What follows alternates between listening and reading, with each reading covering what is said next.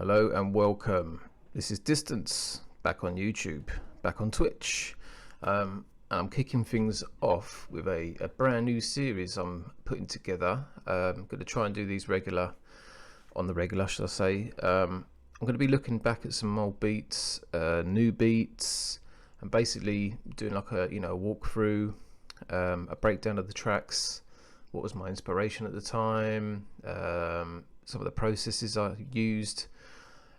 Things like that, and I thought the best way to kick this off would be with my track Night Vision. If you're unaware of Night Vision, that featured on my first album called My Demons, which came out on Planet Mu. It's an album that's kind of associated with the foundation of dubstep, and Night Vision is a track that has just always been mentioned to me wherever I go around the world. The first thing people come up to me to say is, kind of compliment My Demons, and it's like, oh, Night Vision. When I heard Night Vision, that was it. Kind of got me into the scene. So, I thought it'd be a good one to kick things off with. It also featured on my Dubstep Wars mix I did for Marianne Hobbs on Breeze Block on Radio 1. That was in 2006. So it's got a lot of nostalgia around it, and it's kind of like a breakthrough track for myself as well, in regards to, I don't know, really just having a little bit more confidence in what I was doing at the time. So anyway, I will play you some of the track for those that don't know it. I'm assuming most of you will know it. So yeah, let's have a little listen. I like the street, the smells, the scent of another world. Sometimes you come face to face with yourself.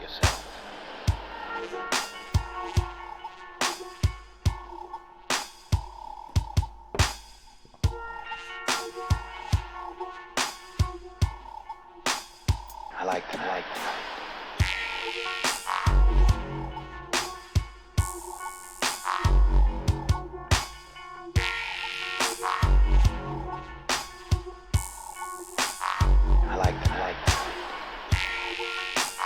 the street, the smells, the scent of another world.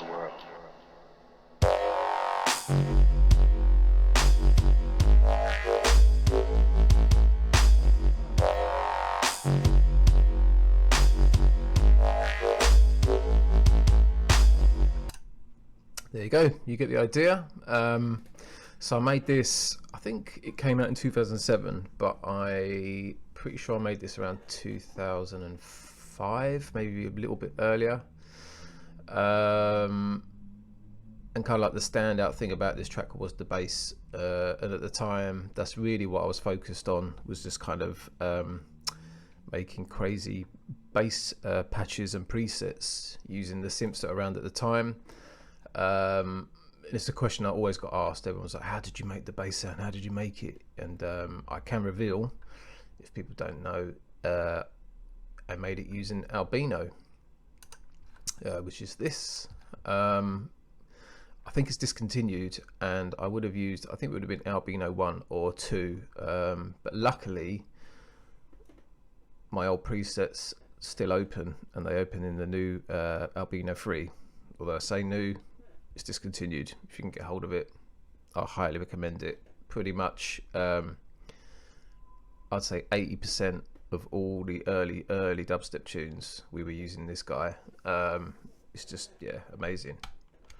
Let's see if I can give you a little taster.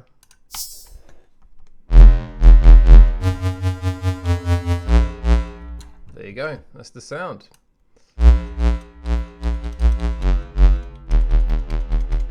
Quite simple, and also, I mean, if you look at the whole track, I mean, fair enough, these are stems from the original tune, but there's not a lot going on there. There's like, how many tracks? 1, 2, 3, 4, 5, 6. There's like 10 tracks in total, which is it's not a lot really. I kind of found some of my best tunes are the most simplest, and this tune did come around super quick. I'm not saying the mix down was quick, but building the actual flesh and bones of the tune was really quick. We can have a little walkthrough of the track. I think back then I used to start with my drums always, sometimes with the actual bass note itself. So if you ever listen to the drums are really basic.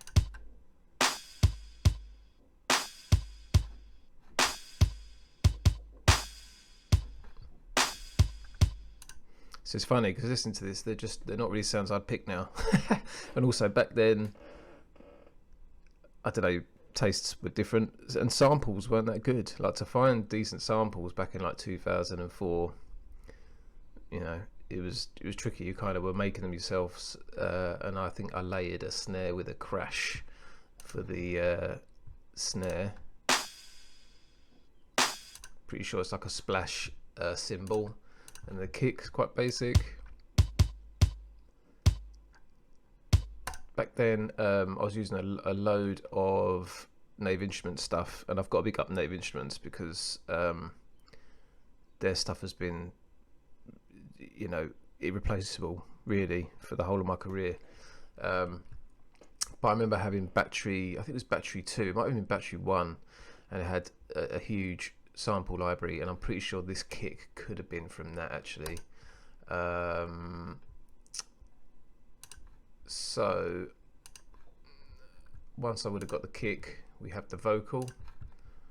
Like the street, the smells, the sense of another world.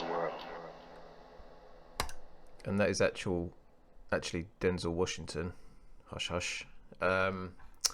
Yeah, so once I got this sample, it kind of also helped move the track along.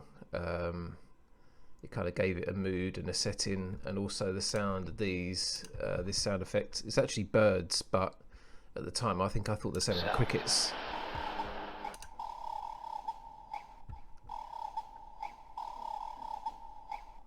But I suppose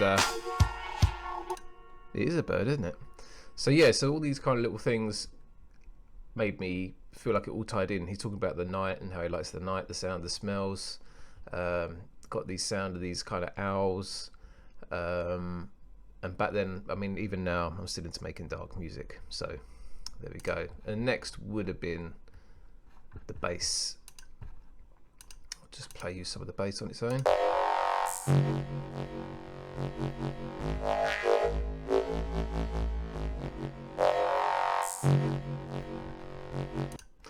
And on this track, actually, I did something at the time which was new to me. See, I always used to struggle really, really hard with making my basses sound really good, as in like the bottom end sounding solid and the mid range, and if it was top end, some top end. Now that's really difficult to do straight from a synth. It's probably a bit easier now, but back then you didn't have a lot of control. You know, you might want a solid sub bass, and because this was moving a lot of modulation, kind of like the sub was kind of ducking and coming out of parts and coming back in. So I just wanted it to be really solid and have more control. So what I ended up doing was actually duplicating this whole track here and basically making two versions. So in this version, even though you can't see it here because these are stems, I rolled out all the bottom end. So when you listen to this, where it says main bass top, there's no real bottom end. So I copied this channel, copied all the audio, and then I did the opposite. So on this one, I actually rolled off the tops. So if you ever listen to them both now, you should have some bottom end.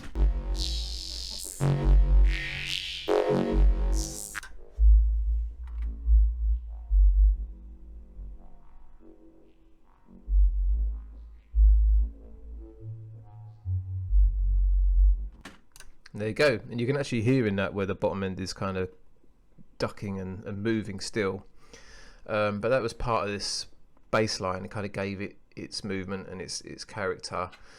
But what I later used to do, and what I still do now sometimes, is I'd have my mid bass and then I'd just make a sub track that copied the mid bass, and then that way you got a real control over the sub bass, make it really fat and really solid. So yeah, that was the bass. Like I said, I made it with Albino. On the actual thing itself, I had a reverb on it, and that kind of gave it some character, but it came with a headache because it was making a really annoying top end artifact. Hang on.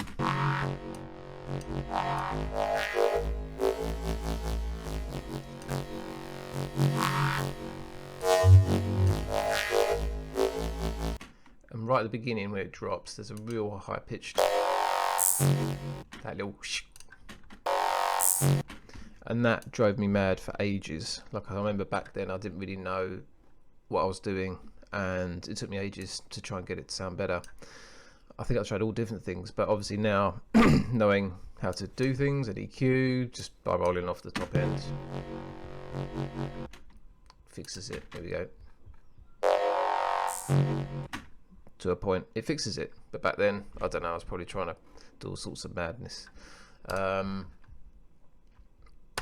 So yeah, we got the bass, and then I think I added these little synth.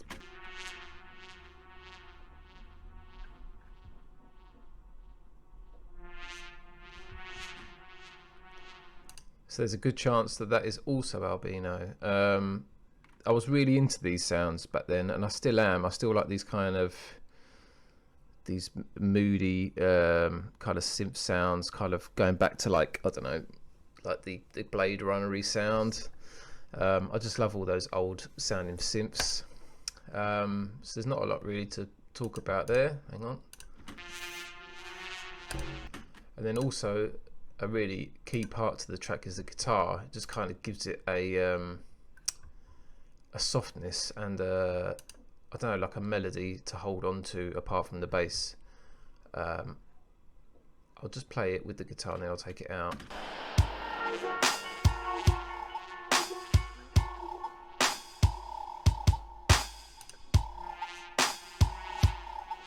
That's without it. I like.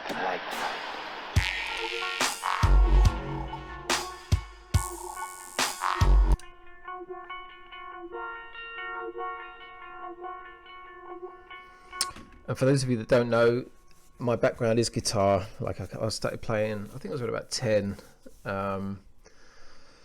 So, you know, heavy metal was a big part of my musical journey and rock, and I used to love playing guitar on my tracks. If you're aware of my track No Sunshine, My Demons, Headstrong, even what was the other one, Miratel, there's a few, and it's and Political Warfare that me and Scream made. That's me playing guitar. So yeah, I think I just jammed along to this and came up with this riff. And I'm pretty sure I've just got Cubase's wah effect on it. I think it's still within it. There you go, Cubase still have wah. I was using a really old version of Cubase, by the way. I think it was like VST5. I think it was like one of the earliest, you know, DAWs to actually have VST. So yeah, it was a big deal. And I've pretty much exclusively been a Cubase user. I did have Fruity Loops. I think I tried it for about 2 months, and then a good friend of mine, Phil, he got Cubase, and because he got it, I just thought, oh, well, this looks good. So then I got hold of it and I tried it, and I thought, yeah, this is much more up my street. So yeah, been a Cubase user ever since. I have dabbled in Ableton as well. So yes, we've got the drums. Back then I was really scared to use audio, which sounds crazy. So all my drums would have been in MIDI or MIDI triggering battery, which would have had samples in it, but for some reason I just didn't like printing the MIDI to audio. I felt like I was going to lose control, and I was very much like that with the bass. Like I would always have the MIDI there triggering the synthesizer. I don't know why. That's just how I always worked. I think the only time I did bounce audio and put it back into the project, if I was doing like a little effect like this on the drums.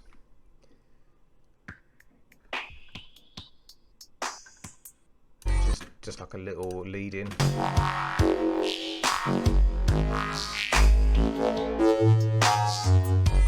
And also because Cubase for automation wasn't that great back then, I think I literally automated the EQ, just filtering down. So something like this, I'll show you what I mean.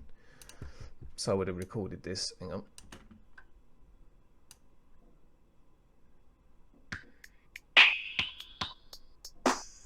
You get the idea. I would have recorded that. But it was really hard to automate in Cubase back then. Now it's super easy, and I'm very grateful. So back then, so like I said, this ended up on my album on Planet Moo. At that time I was pretty close to Vexed, Jamie and Rowley. If you were listening to dubstep back then, you must have known about Vexed. They'd made such, influential big tunes like Killing Floor, Lion. There's just a Bombardment of Saturn. They'd had an album on Planet Moo too, but because I was sending Jamie tunes and Rowley, they were really feeling what I was doing, which was amazing. And they showed Mike Paradinas, who runs Planet Moo, and then I randomly got a phone call from him asking me, I think it was Traffic. Traffic was the first tune I sent him, Traffic and Cyclops, and he wanted those as a single. And then about a week or 2 weeks after, he just called me back and asked me to do an album. And I kind of couldn't believe it, because it wasn't really something I was thinking about. And I remember saying to him, I was kind of in shock. I was like, yeah, maybe. Let me have a think about it. And then about 2 months later, or a month later, I was just like, oh, hang on a minute. Like,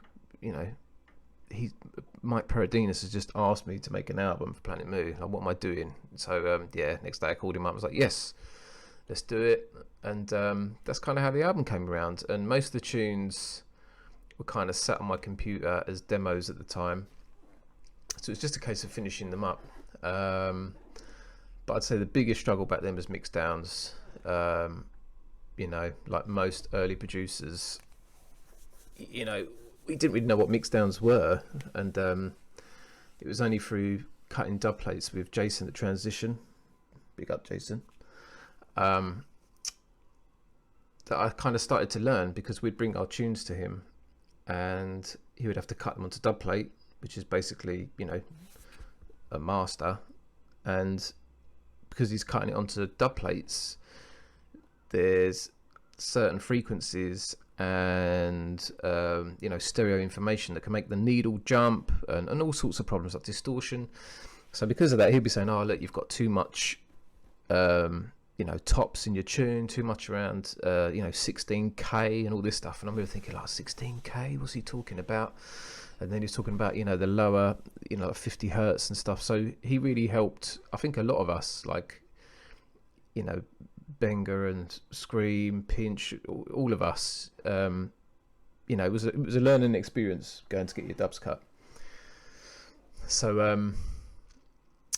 that was a much bigger process than actually making the tunes. I used to do, oh man, there's probably some tunes where I would have had 60 different mix downs, which is just insane. And to anyone watching this now, if you're in that position where you're kind of making your tune, you're bouncing it, you're going to listen to your car, listen to your headphones, you think, oh, I'll just make this one tweak, I'll just do this, and then 6 months go past and you're still mixing down the same tune. What I'd say to you is, you learn and progress so much more by just finishing, just kind of saying to yourself, I'm going to start a new tune. So kind of if you get to a point where it's okay, I really think just move to the next tune, because you're going to learn a lot more the next time you start a new tune. And again, when you start the next tune, every time you start making a new tune, you're just going to get better and better. And there was things you remember from that last tune that were causing you an issue, and you're just not going to do it this time. And it will also influence the samples that you pick. Like there'll be drums that would really drive me mad, you know, and I'd start layering, you know, 3 or 4 snares and kicks. And really, if I just spent a bit more time looking for the right sample, that's all you need. But obviously when you're starting out, you don't really know that. So by just keep going, making tunes, finishing them, you're going to learn what sounds just tick the box and you're not going to struggle with in the mix. And also you'll remember what frequencies you have problems with, say in your mid-range basses and your sub basses, and you're going to know to leave space for stuff as you're building the tune. So it's really useful to just keep writing rather than just keep mixing the same tune over and over again. And half the time back then, most of the tunes that I really disliked my mixes of were the ones everyone come up to me and said, "Oh my god, man, that mix was insane. How did you do that? How did you get your bass like this?" So yeah, don't get hung up on it. And a lot of the people that just listen to your tunes in a club or wherever, they're really not bothered if your snare is peaking at a certain frequency. So yeah, don't get too hung up on the mix downs yet. Maybe if people are paying you to mix down, then that's a different story. So yeah, what else have we got in this tune then? We've done the bass, we've done the little birds, the synth lines. That's just one channel left, which is this.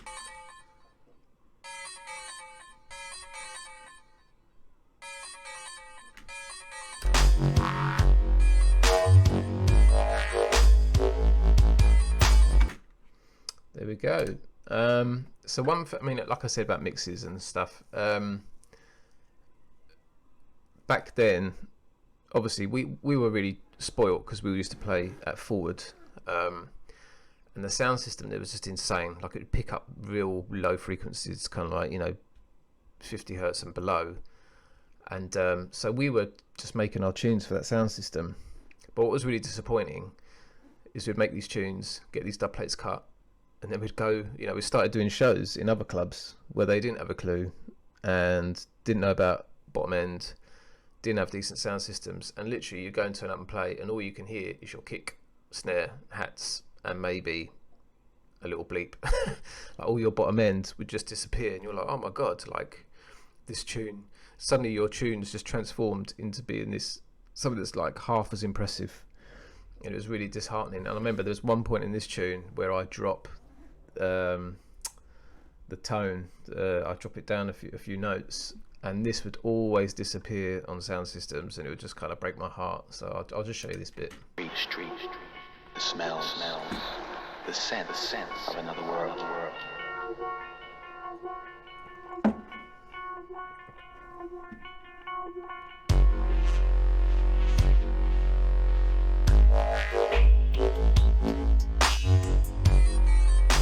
Actually, it wasn't that bit. Where is it?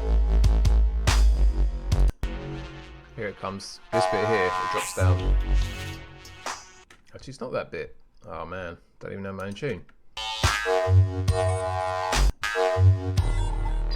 There you go, this bit here.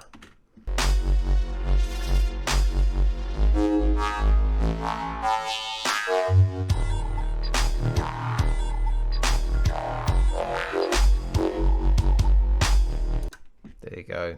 That would disappear on so many sound systems. It used to break my heart. I can't really go too deep into the mix because this obviously isn't the original project, because that's on a version of Cubase which you can't I can't open. The new Cubase doesn't support it that old, so that's why I've just loaded up stems.